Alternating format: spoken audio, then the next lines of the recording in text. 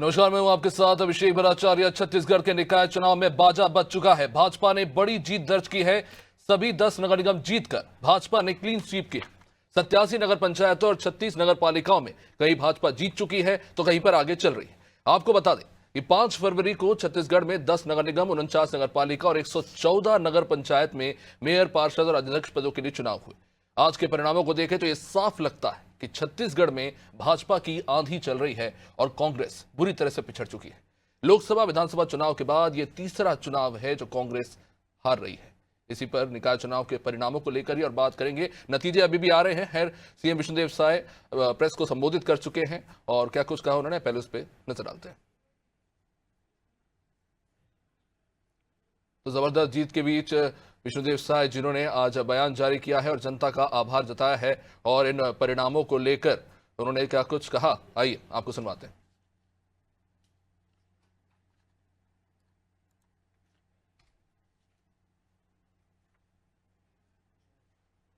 चलिए थोड़ी देर से आपको सुनवाते हैं क्या कुछ कहा मुख्यमंत्री विष्णुदेव साय ने। उससे पहले इस वक्त आप नतीजे देख रहे हैं, चाहे नगर पालिका हो या फिर नगर निगम, अध्यक्ष पद से लेकर नगर पंचायत में जबरदस्त उलटफेर देखने को मिला है। 10 सालों तक शहर सरकार पे काबिज रहने वाली कांग्रेस बुरी तरह से पिछड़ गई है और ये नतीजे जो है कहीं ना कहीं हैरान करने वाले हैं, क्योंकि लगातार पहले विधानसभा चुनाव में सेटबैक, फिर लोकसभा चुनाव में और उसके बाद अब नगर पालिका पंचायत चुनाव में भी जबरदस्त तरीके से कांग्रेस पिछड़ी है। खैर, आपको सुनाते हैं क्या कुछ कह रहे हैं मुख्यमंत्री विष्णुदेव साय।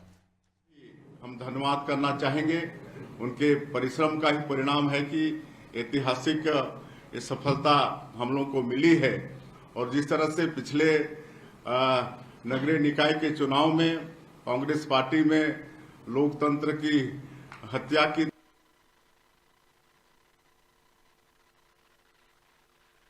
अध्यक्ष का चुनाव डायरेक्ट पब्लिक से नहीं करा के इनडायरेक्ट रूप से करा के हर नगरीय क्षेत्र में वो काबिज थे, लेकिन 5 सालों में उन्होंने सिर्फ और सिर्फ जनता के साथ धोखा देने का काम किया। लेकिन हम लोगों ने साहस किया, लोकतंत्र को बहाल किया और अध्यक्ष और मेयर का चुनाव सीधे जनता को उनको अधिकार दिया और आज उनका विश्वास हम लोगों के प्रति बढ़ा है, पार्टी के प्रति, और ऐतिहासिक विजय दिलाए हैं।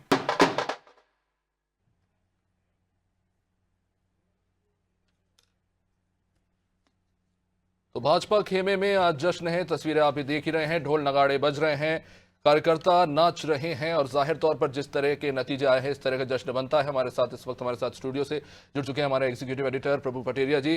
प्रभु सर, लगातार हम देख रहे हैं छत्तीसगढ़ में, पहले हमने देखा विधानसभा चुनाव में जिस तरह से कांग्रेस की जबरदस्त हार हुई और बीजेपी ने जिस तरह से जीत हासिल की, एकदम वन साइडेड जो है मामला हो गया। लोकसभा चुनाव में भी ऐसे ही वन साइडेड मामला दिखा और अब शहर सरकार में भी एक तरह से कहे तो पूरी तरह से क्लीन स्वीप कर दिया है। जो ट्रिपल इंजन जिसका बार बार जिक्र करती रही बीजेपी अपने प्रचार प्रसार के दौरान, उस ट्रिपल इंजन को कह सकते पहली बार छत्तीसगढ़ में बीजेपी ने हासिल कर लिया है।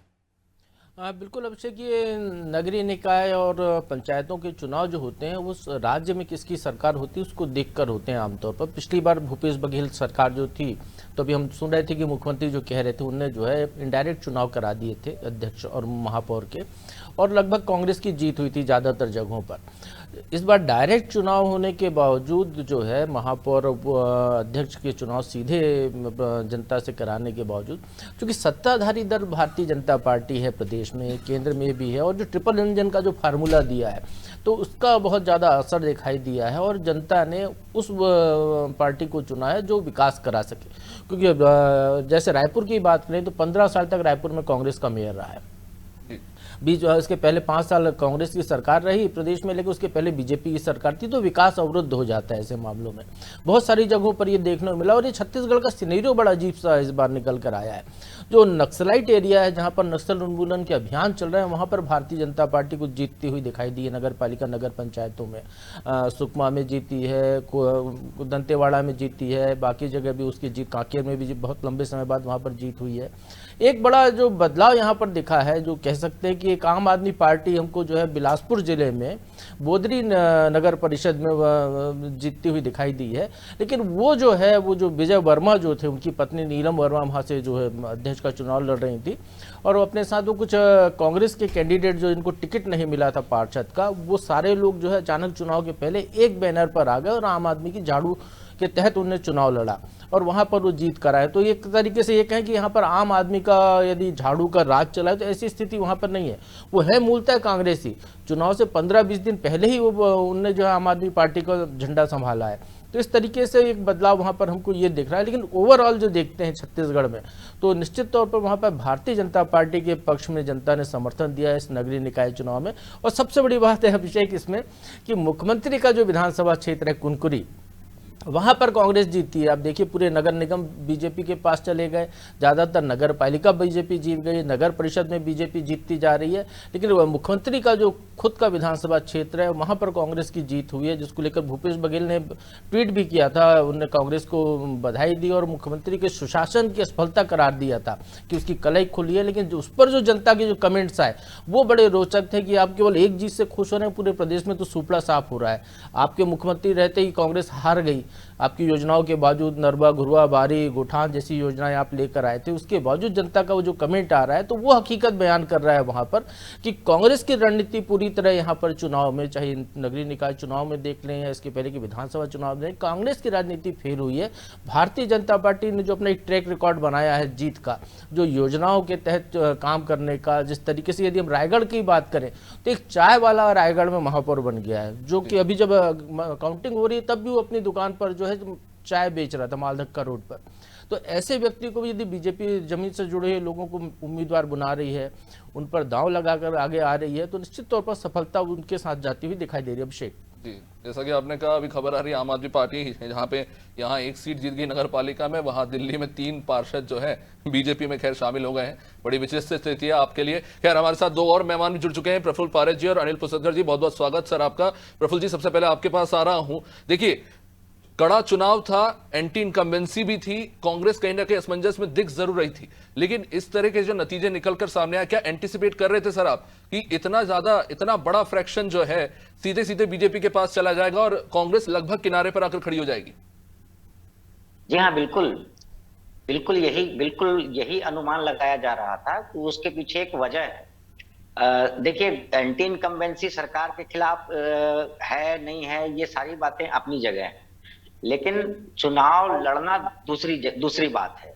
कि भारतीय जनता पार्टी आपको एक संगठन के तौर पर चुनाव लड़ती हुई दिखाई दे रही थी, और उसके ठीक उलट कांग्रेस जो है उसके पास प्रत्याशी नहीं थे।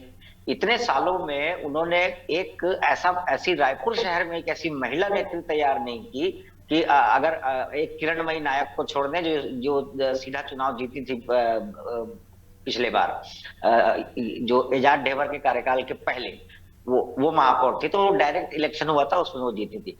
इस समय कांग्रेस के पास महिला कैंडिडेट नहीं था, लेकिन वहीं बीजेपी जो अपनी एक संगठन के तौर पर लगातार मतलब जो नेतृत्व तैयार कर रही है, जैसे मीनल चौबे 3 बार की वो पार्षद रही, सभापति रही, एक अच्छा कैंडिडेट उनके पास था, उतारा, संगठन ने पूरा चुनाव लड़ा, उसका नतीजा आपके सामने है। तो भारतीय जनता पार्टी आपको पूरे प्रदेश में एक जिसको बोलते हैं ना संगठन के तौर पर कि सब सारी कार्य योजना बना करके उसको अमल करना, घर घर पे जाना, जनसंपर्क करना, लोगों को समझाना। अगर कोई एंटी इनकम्बेंसी है तो वो इतने प्रचार और मेल जोल के बाद अपने आप ढीली पड़ जाती है। ये बहुत, और परिश्रम का इस पूरी सृष्टि में कोई दूसरा विकल्प नहीं है। तो आप भारतीय जनता पार्टी को परिश्रम करते हुए देखेंगे और वो दिखती है, तो उसका तो कोई जवाब नहीं है। अब कांग्रेस लड़ते हुए नहीं दिख रही है कि कौन उसके जो बड़े नेता है, वो महापौर का चुनाव, नगर निगम का चुनाव चल रहा है, और उनका बड़ा नेता भाषण में कहता है कि 2029 का जो विधानसभा चुनाव होगा वो टीएस बाबा के नेतृत्व में लड़ा जाएगा। इस तरह की बातें आप कर रहे हो। चुनाव नगर निगम का है, नगरीय निकायों का है, और आप अपनी आपसी लड़ाई को जगजाहिर कर रहे हो। तो कांग्रेस बिखरी हुई थी, और बिखरी हुई थी कांग्रेस थी, तो बिखरा हुआ संगठन कभी भी जीत के परिणाम नहीं ला सकता। और भारतीय जनता पार्टी एक सशक्त संगठन के तौर पर लड़ी, और चुनाव जीती, और ये परिणाम बिल्कुल अपेक्षित था और यही आ रहा था। अनिल जी क्या कहेंगे? क्योंकि नतीजों के बाद टी एस सिंहदेव जी का भी बयान आया, उन्होंने कहा कि भैया देखिए यही होता है पैटर्न, जिसकी सरकार होती है वही जीतती है। अगर ऐसा है तो फिर 2015 में क्या हुआ था? तब कैसे कांग्रेस ने शहर सरकार में इतना अच्छा प्रदर्शन किया? 19 में चलिए आपकी सरकार थी, थोड़ा और फेवर आपको मिल गया होगा, आपने बहुत सारी सीटें जीत ली, लेकिन 15 में जब आप जीतते हैं और अब जब इतनी बुरी तरह से हारते हैं, तो बहुत सारे ऐसे फैक्टर्स हैं जो कांग्रेस के अगेंस्ट गए हैं और बीजेपी के सपोर्ट में गए। क्या कहेंगे? देखिए 15 में भी जो है कांग्रेस जीती थी रायपुर राजधानी में, और उसके पहले भी तो कांग्रेस की तो शहरी सरकार थी। जो भाजपा शहरों की पार्टी कहलाती थी, विधानसभा और लोकसभा में जरूर वो जीतते रहे, शहरी नगर निकाय में वो हारते रहे। आपने काम नहीं किया, आपके पास दिखाने के लिए काम नहीं था, फिर आपका संगठन बिखरा। आप पूरे जो कांग्रेस की परंपरा है गुटबाजी की, वो पूरे चुनाव में दिख रही है। महापौर जो पिछला महापौर है, उसका प्रचार से नाम ही गायब है, वो खुद चुनाव लड़ रहा है। अरे उसको कायदे से देखा जाए तो वो महापौर प्रत्याशी का प्रचार करना था, अपने काम गिनाना था, महापौर भी हार गया। जो ये एक जो कोई भी चुनाव होता है वो टीम वर्क होता है, टीम वर्क के साथ साथ हर आदमी को इंडिविजुअली एफर्ट करना होता है। ये बात जरूर है कि ये जो नगर निगम के चुनाव होते हैं, इसमें पार्टी के साथ पर्सनालिटी काउंट करती है। पर्सनालिटी काउंट करती है, तो ऐसी पर्सनालिटी कांग्रेस के पास नहीं चली। जीवन के बाद जो है सेकंड लाइन इनकी जो पार्टी की थी वो खत्म हो चुकी। आपने सेकंड लाइन डेवलप करने की कोशिश नहीं किया। अब जब जगन्नाथ मैन का मौका आता है, वो भूपेश को किनारे करते हैं, भूपेश को मौका आता है, वो टीएस सिंहदेव को किनारे करते हैं, और टीएस सिंहदेव जो है वो कोशिश करते हैं कि मैं बैठ जाऊं। ये एक दूसरे को किनारे करते करते कांग्रेस को किनारे कर चुके। छत्तीसगढ़ कांग्रेस का गढ़ है। अविभाजित मध्य प्रदेश में सिर्फ छत्तीसगढ़ के भरोसे में मध्य प्रदेश में सरकार बनती थी। आज वहां पर आपको प्रत्याशी नहीं मिल रहे, आप 20% करीब रह गए हैं इसमें नगरीय निकाय चुनाव में, और यही नतीजे आप देखिए अभी जो 30 तारीख पंचायत चुनाव उसमें दिखेंगे। आपने जब उपचुनाव आ रहा और भारी मार्जिन से आ रहा, उस समय भी आपने सुध नहीं ली, उस समय भी आपने आंखें नहीं खोली, उस समय भी आपने इस बात पर ध्यान नहीं दिया कि हमारे पास सामने में एक बड़ा चुनाव है जो आपकी पार्टी के साथ को वापस दिला सकता है। आपने सवाल ही नहीं उठाया। आप कुंभ की बात कर रहे हो, आप इसकी बात कर रहे हो, उसकी बात कर रहे हो, नगर निगम में बेरोजगारों की बात नहीं कर रहे हो, सड़क की बात नहीं कर रहे हो। तो ऐसे में बिखरे हुए जो इतना बिखरा हुआ चुनाव कांग्रेस ने लड़ा है इस बार, ऐसा चुनाव आज तक मैंने तो नहीं देखा। और इस चुनाव में निरस्ता भी इतनी थी, जनता भी निरस्त, जनता ने इस बार सीधे सीधे साफ साफ नकार दिया। कांग्रेस को इस बात पे आत्ममंथन करना पड़ेगा, और इनकी जो लीडरशिप है इसको जो अपनी विधानसभा, अपने लोकसभा, अपने क्षेत्र में हार को नहीं भा पा रहा है, वो प्रदेश का पदाधिकारी बना हुआ है। जी, बहुत सारे ऐसे फैक्टर्स है हैं। जी प्रभु सर, मेरा सवाल है कि अभी हमने देखा किस तरह का ठंडा चुनाव गया है छत्तीसगढ़ का। मुद्दे जो होने चाहिए वो है नहीं, बात किसी और चीज की हो रही है। दिल्ली में हमने विधानसभा चुनाव देखा था, इस बार का सबसे बोलते हैं कि ठंडा और बेकार चुनाव रहा था, जब जनता के मुद्दों की बात नहीं हो रही थी। 10 साल तक रही आम आदमी पार्टी की सरकार, वहां से चली जाती है। ठीक कुछ ऐसे ही छत्तीसगढ़ में भी हम देख रहे हैं कि कांग्रेस, बात हो रही है यहाँ पे नगरीय निकाय चुनाव की, आप पानी की बात करें, आप स्वच्छता की बात करें, आप शहर के विकास की बात करें, आप बात कर रहे हैं दूसरे मुद्दों को लेकर। जैसा कि अनिल जी ने अभी कहा कि अभी कुंभ को लेकर बात हो रही है, तो कभी आतंकवाद या नक्सलवाद पे बात हो रही है, कभी परिवारवाद पे बात हो रही है। अरे आप मूल मुद्दों पर अगर बात करते तो शायद चांसेस थे कि नतीजे कांग्रेस के लिए शायद थोड़े बेहतर हो सकते थे। अभिषेक, जब नेता मंच पर भाषण देते हैं बहुत सारी बातें बोलते हैं, कुछ ऐसी बात भी बोलते हैं जो स्थानीय स्तर पर असर करती है, कुछ राज्य के मुद्दे की बात करते हैं, कुछ राष्ट्रीय मुद्दों की भी बात करते हैं वो, और कुछ नेता ज़्यादा उत्साही होते हैं जो अंतर्राष्ट्रीय मामलों तक भी चले जाते हैं। लेकिन ये जो चुनाव होते हैं नगरीय निकाय के या कहें पार्षद का चुनाव कहें, ये जनता जो है पार्षद के लिए तो कम से कम उस व्यक्ति को देखती है जिसको वो अप्रोच कर सके। सीधे जो उसके मोहल्ले में सक्रिय हो, जो उनके काम कराने का मादा रखता हो, जो आता हो, देखता हो, लोगों से नमस्ते करता हो। और इस पैमाने पर यदि हम भारतीय जनता पार्टी को देखते हैं तो भारतीय जनता पार्टी कार्यकर्ता गढ़ने का काम वहीं से करती है। बीजेपी में जितने भी हम देख रहे होंगे जो चुनाव जीते हैं या जीत रहे हैं, उनमें से ज़्यादातर की रीढ़ वही है, एबीवीपी से आए हैं, युवा मोर्चा से आए हैं और उस तरीके से उन लोगों ने वहाँ पर अपना काम किया है, लोगों से मेल मुलाकात। तो जो संघ के संस्कार या एबीवीपी के संस्कार जो उनके अंदर आए हैं, तो इस तरीके से टीम वर्क के साथ काम करना और फिर पार्टी का जब उनको समर्थन मिल गया तो ये बहुत बड़ा असर इसका हुआ, जिसके कारण वहाँ पर नीचे से बीजेपी को ज़्यादा वो हुआ। कांग्रेस में इसका उल्टा होता है। कांग्रेस में जो छत्रपवाद की बात हम करते थे, लगभग उस तरीके की स्थितियाँ होती है, अपने नेता के छाते में लोग काम करते हैं, तो इसलिए कांग्रेस के साथ वो दिक्कत है। अब चिरमिरी का उदाहरण देख लीजिए, खुद विधायक रहे व्यक्ति, उनकी पत्नी महापौर रही, वो फिर अब महापौर का चुनाव लड़े, हार गए। तो ये कहीं ना कहीं ये स्थिति उस गवाह दे रही है कि कांग्रेस के लोग हवाई काम ज़्यादा करते हैं, जनता के बीच में जाने वाला काम कम करते हैं। जैसे मैंने अभी बोदरी का उदाहरण दिया कि वो व्यक्ति जो आम आदमी पार्टी के झंडे पर चुनाव जीत रहे हैं, जो लोग जब कब्जा हो गया उनका वहां पर आम आदमी पार्टी का, वो सब के सब कांग्रेस में थे। आपने उनकी क्षमताओं को समझा ही नहीं, आपने उनकी जगह किसी और नेता के इशारे पर टिकट बांट दिए और वो आपने नगर पंचायत गंवा दी पूरी की पूरी अपने लोगों के दम पर ही। तो इस तरीके की स्थितियां कांग्रेस में ज़्यादा है, वहाँ रणनीतिक चूक ज़्यादा होती है चुनाव को लेकर। वहाँ स्थानीय स्तर पर उस व्यक्ति का जो है सक्रियता को नहीं नापा जाता है, वहाँ पर कुछ और पैमानों पर टिकट दिया जाता है।